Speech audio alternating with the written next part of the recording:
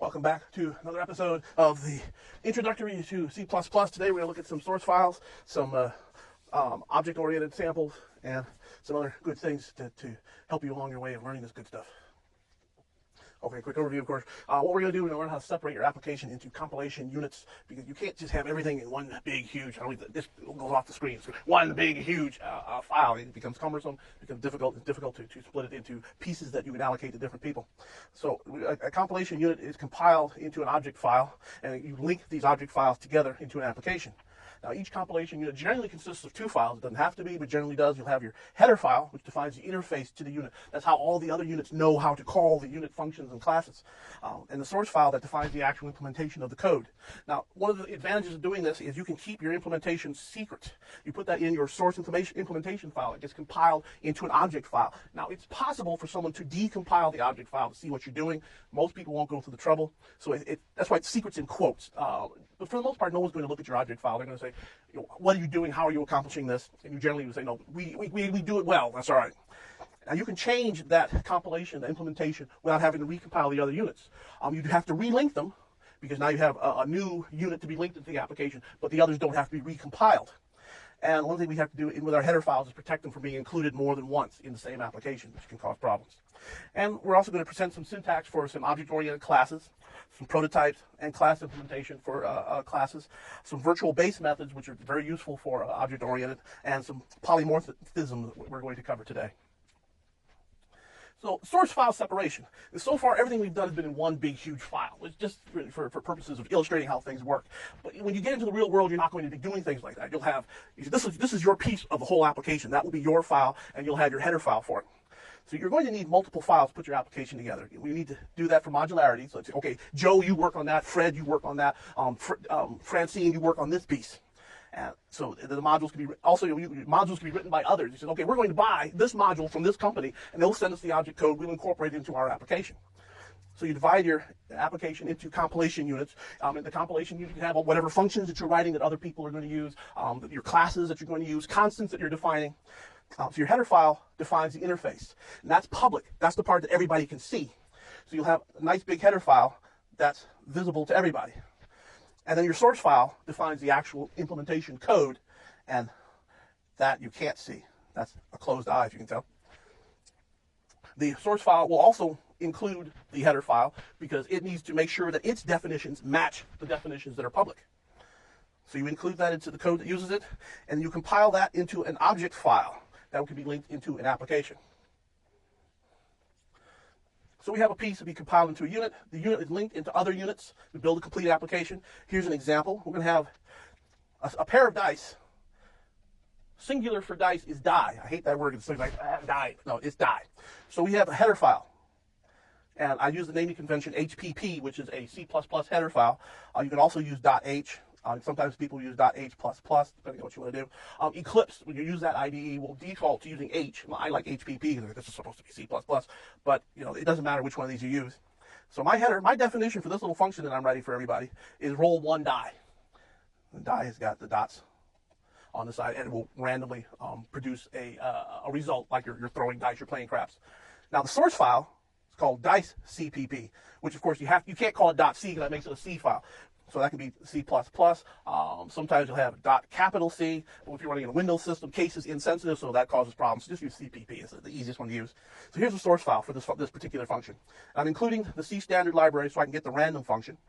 And I'm taking a random, which gives me some number between 0 and some very large number. I'm dividing it by 6 and taking the remainder. It'll give me a value between 0 and 5. Add 1 to it. That gives me a number between 1 and 6. And I'm returning that to the caller. Every time the caller calls this function, they'll get a new random number. And I'll compile this into a .o file, which can be linked into your application. Now, if someone buys this from me, I'll sell it to you for a whole lot of money, and you can use it. You don't know that I'm using the rand function as opposed to, this is the system rand function, as opposed to writing my own random number generator, because I want that algorithm to be secret. But the caller knows this is the interface into my function, with whatever comments I may have added to it to explain it, whatever constants that I may need to define different things. So this is the public part, the header. This is the implementation part, which is kept away and is compiled into an object code. And this is the part that I can recompile this as many times as I want. The other people who use this don't have to recompile their stuff unless I change the header. So a little bit about the header. That's the interface part. defines the interface. That's the window to the world. This is how your unit talks to the rest of the world, how the rest of the world talks to your unit. You can define some constants in there. So, for example, I have maximum widgets equals 3,000, just as an example, and that's a constant. I have that in my header. You can define the functions for your prototypes for your functions. So here we're returning a pointer to a character. We want to find the first character, say in a string. So we return it. We give a character string, a C-style character string, and a character. And just as an example, we want to find the first instance of that particular character and return it as a character pointer. And here's an example class prototype. We're going to talk a little bit more about this later. So this is a class called rectangle. It's private information. And this is kind of a public type of private where the users can read it. They know what it is. There's secret ways around that, which we won't worry about. But you can't write code to access this. If you want to access this, you have to go through the public interface, which define methods. So these are just like functions, except this should have had a return type of void right here. So void set size.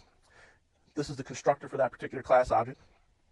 This is returning the area. This is returning perimeter. Now, it's very obvious how you would write the implementation for this, but the point is that the implementation is not here. This is just the definition of that class to go into the header. And you include it with the include directive. Now, you've already done this where you have include IOStream, right?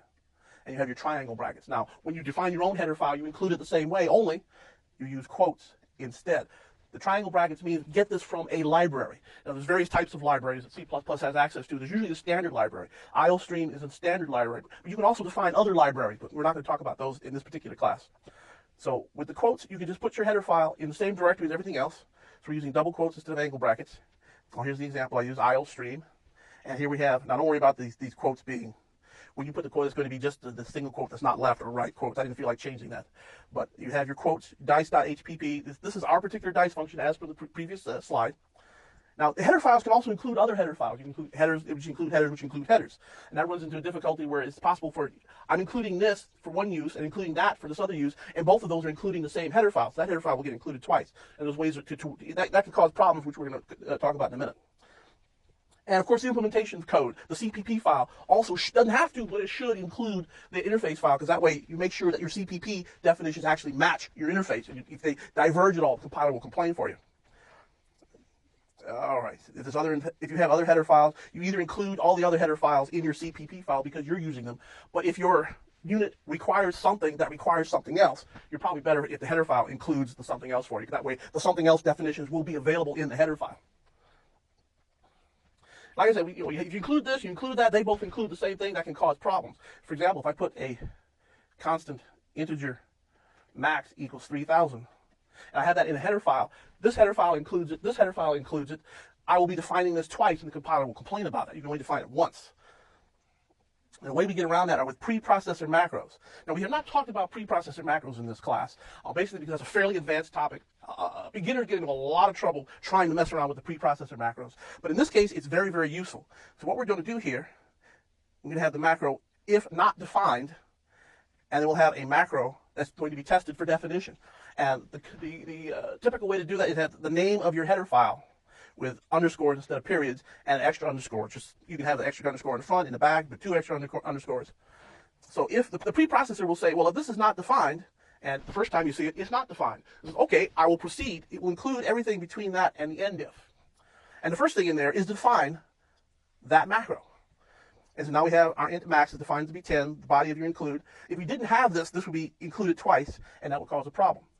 And here's the end if. Now the second time, so this is the first time. This guy over here brought it in, so now we know that the max is an integer and it's equal to 10. Now this other include file is also including that. But the second time, this macro is now defined. So if not defined will become false. And because of that, this entire section will just be skipped over right till it gets to the end if. So with this particular blocking around your include files, you prevent problems from including it more than once. Now, your source file is the other half of your equation. You've got your interface file, you've got your implementation. That's where you have your actual code and your implementation, your actual function definitions as opposed to your function prototypes.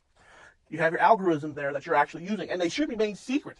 The problem being, if you say, okay, this is how I'm doing this, Other programmers might take advantage of idiosyncrasies, peculiarities in your algorithm as well, because this will always end up on an even number. I will write some code that depends on even numbers. You come up with a new algorithm, a better algorithm. Now it no longer ends with an even number. Now it ends with an odd number. This other guy's program breaks. Or worse than that, sometimes it comes out even, sometimes it comes out odd. So it only breaks sometimes. And you figure, why is it only breaking some of the time? Well, if he doesn't know about that peculiarity, he won't make use of it. So you try to keep your algorithms as secret as possible. You can make changes without having any impact on other code. You say, okay, you need to, this is a better algorithm, this is better code, just relink into it. So when your unit is changed, the calling units do not need to be recompiled. They just need to be relinked. You just link the new object file into your application. Now, occasionally you'll make a change as well. We also have to make a change to the interface. When that happens, well, the other code has to be recompiled also. But as long as your interface is well thought out and standard and made rock solid, it shouldn't change that often. It might, but it shouldn't. Now, if you got separate files, if you're using Eclipse to keep all your files together, you keep all the files in the same directory, Eclipse will automatically say, oh, I've got all these CPP files. I'll compile each of them. If you're not using Eclipse, if you're doing it on the command line, this is pretty much your command here. You have G++ or maybe C++ or whatever your command is for whatever compiler you're using. You have the flag -C, which says take the C file or the C++ file and create an object file. So it'll take the CPP file and it will create a .o object file. And then you can link them using the same command, only now you have a different option. The -O says create this output file. And your output file will be some executable. If you're on Windows, you'll have .exe on there. Otherwise, it'll just be the executable without any extension on it. And you have your .o file, your .o file. Oh, that was supposed to be an I in there to be a file. Yeah. As many of these as you happen to have, and they'll all be brought together. An example, we're working on our craft game using our dice file. So we compile our craft game unit. We compile our dice unit, that's a separate one. And then we can link them all together. And this will be our object file, and then we can play the game. Just type game, and away you go. Now we've got the files together, how you separate your files. Let's get a little bit about some syntax from C++ syntax for your classes, for your object-oriented stuff. Now, we've seen a struct where you define struct, and you have all the different members inside the structure. A class works similar, only of course, instead of struct, you have class. And now you have additional things. You can have private members, protected, and public. Now, the private means only instances of this class can view directly these attributes or these fields or these variables or however you want to call them. They're private. You keep secret. It's mine. You can't look at it. It's mine. Protected means this unit and any derived classes. And remember, this is object-oriented, which means you have a class which can be derived into another class. A class can inherit from other classes. The class that inherits from another class can view the protected members. Things that are not inherited can only look at what's public. So always have some public methods, otherwise no other units can access your data or make any changes to state or access the current state. Now, there are what's been called getters and setters. So I have side up. You might write something that says set side up as a setter and provide it an integer, which would be to change the new side up. And all it will do is say side up equals whatever the new value is. It'll be a one-line function. And then the getter will say get side up. And all it does is return the current value for side up. Gee, it seems like a waste of code to write all this stuff just to have access to the private members. Well, yes and no. Yes, if that's all you ever do, it may seem like a waste. No, it's not a waste, because what that is controlled access. Other units, like in this particular example, for dice, we don't want the caller to just set which side is up. So we don't have a setter. What we have here is a method called roll, which will run the random number generator to set a random side up. So we have other things. We have a constructor, which when the instance is created, the constructor will be called and create a brand new, it'll allocate all the memory and everything else that needs to be done. You may want to set a random seed in this particular example. And then there's a destructor. If you happen to need to allocate any memory for any members, let's say this was a pointer to a bunch of memory, and in your constructor, let's allocate some memory, and we'll put it in there. Your destructor needs to take that memory and put it back on the heap, give it back to the system, so it'll be available for other applications, or other units inside the same application.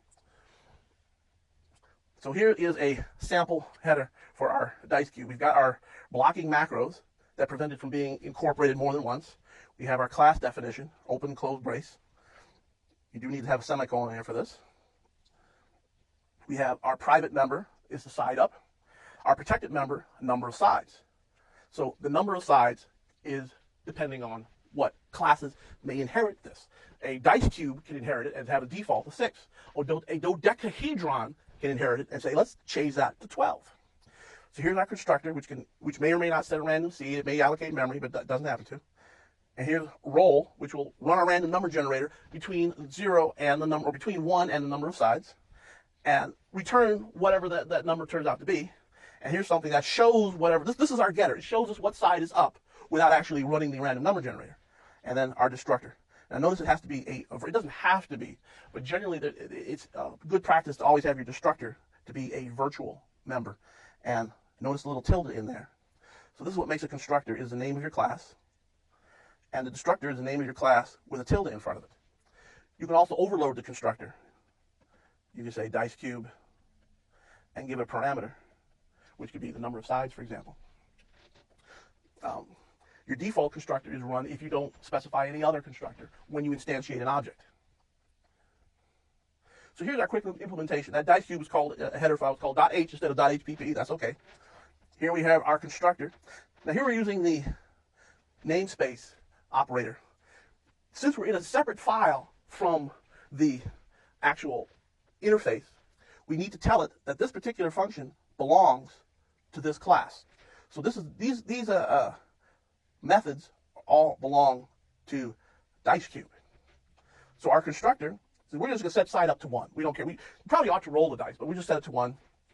And we're setting the number of sides to 6. That's our default for a dice cube, a cube which has 6 sides. And here's our definition for rolls. Very simple. We're taking our random number generator, and we're doing our remainder, a modular, of the number of sides, which we've defined to be 6. And add 1 to it, so we'll get a range from 1 to 6. And we're returning the result of that random number generator. And then our getter, which has just the one line, we just return whatever the current value is. And again, this is controlled access. You could have a getter in here that says, let me get some more information from you. You may need to pass in a parameter. And you could say, well, your parameter says that you don't have access to this particular information, or whatever the case may happen to be. So most of the time, your setters and getters are just going to be your one line. But it's controlled access, where if you need to prevent someone from accessing it, or if you need to do some arithmetic on it, you might want to say, let's do side up multiplied by 2.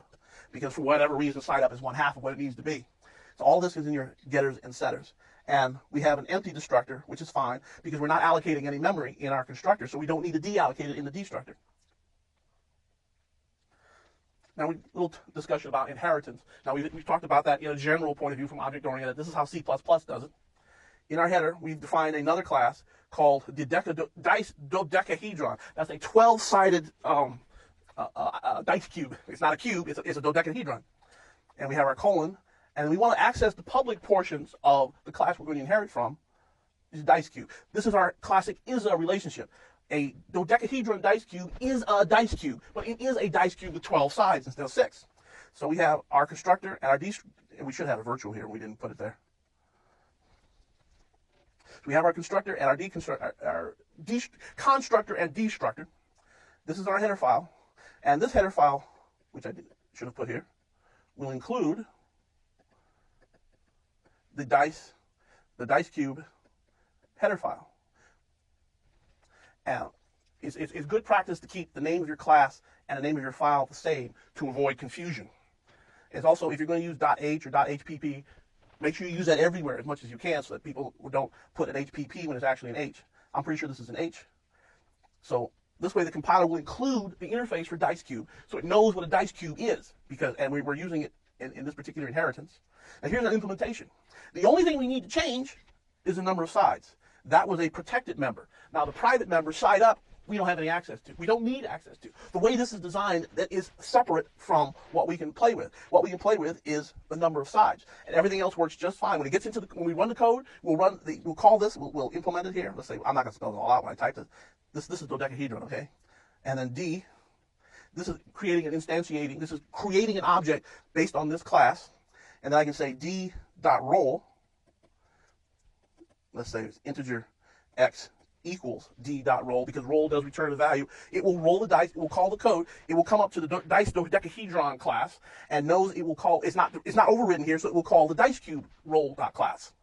But we've already defined the number of sides to be 12, so we will get a number here between 1 and 12. Now, part of inheritance is we get virtual methods. Generally, you have a virtual method because you've got a class and you've designed it to be derived. There's 2 D words, designed and derived. It allows, you can override the methods of the derived classes more easily. Here we have an example. Let's say we wanted to do it a different way, a slightly different design. Instead of having this be a variable and change that in our constructor, let's say a dice cube had a virtual integer roll and it returns a random of 6 plus 1. Now your derived class, your dodecahedron dice cube, can override that same method, integer roll, and has got the same signature, the same number of parameters, same return, the same name, but we're overriding the base class in our derived class, and in this particular case, the only thing we changed is 12. It's a slightly different way of doing it. Now, a better way of writing a derived class would say we've got an improved random number generator, which we will call instead of the system random. Now, in virtual methods, we also have a pure virtual method. And the way we define that in the base class is have the virtual keyword and then add equals 0. That tells the compiler this is a pure virtual method. And that means that particular class cannot be instantiated. You cannot, once you've done this in DiceCube, you can no longer say DiceCube D semicolon to declare a instantiation of a dice cube, because we have a pure virtual method. You have to do one of the derived classes. I'm going to call it dice cube because I don't want to spell it all out. So you can't do dice cube, but the dodecahedron dice cube, which inherits from, and it has to have an implementation for this particular method, and then you can instantiate that derived class. So the base class cannot be instantiated. What you can do, this is where you get real slick with polymorphism. You can define a pointer to the base class. You can have dice cube have a pointer to a dice cube class, because that pointer can point to any of the derived classes. And we'll see an example of that in just a second. Here's our base class, animal. And I tried to make this as short as possible to fit in here. So we have class animal. It's public method. It's got one method. It's a virtual void speak equals 0. So this is a pure virtual method that the animal speaks. Here's some derived classes. Here's the dog. It's a public animal. And the compiler won't let you get past, or the linker won't let you get past. The compiler may figure that you may be providing it in another file. But the loader, when it brings everything together, says, well, gee, this method is missing. It will complain. But including a speak. And what it will do for dog, it says bow wow. Here's a class cat. When cats speak, they say meow. And horse, which says neigh. This is a very negative horse. It doesn't say yay, it says neigh. Now, you see how we can use that in a better example. Here's some polymorphism going on. Let's say we define 200 pointers to animals. You can't say animal A without this pointer operator, but you can define a pointer to an animal.